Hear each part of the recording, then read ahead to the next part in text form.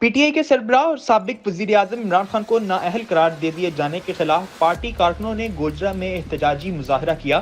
مظاہرے کی قیادت سابق وفاقی وزیر نذر محمد گوندل نے کی۔ الیکشن کمیشن پاکستان کی طرف سے توشہ خانہ ریفرنس میں تحریک انصاف کے سربراہ عمران خان کو نااہل قرار دینے کے فیصلے کے خلاف گوجرا میں پارٹی کارکنوں نے سابق وفاقی وزیر نذر محمد گوندل اور سابق ایم این اے ذوالفقار علی گوندل کی قیادت میں احتجاجی مظاہرہ کیا۔ مظاہرین نے چیف الیکشن کمشنر کے خلاف نعرے بازی کی اور ٹائروں کو آگ لگا کر سرگودا گجرات روڈ بلاک کر دی۔ اس موقع پر پی ٹی آئی کے رہنما اور سابق وفاقی وزیر نذر محمد گوندل نے میڈیا سے گفتگو کرتے ہوئے کہا کہ پاکستان کی عوام نے الیکشن کمشنر کے فیصلے کو مسترد کر دیا ہے۔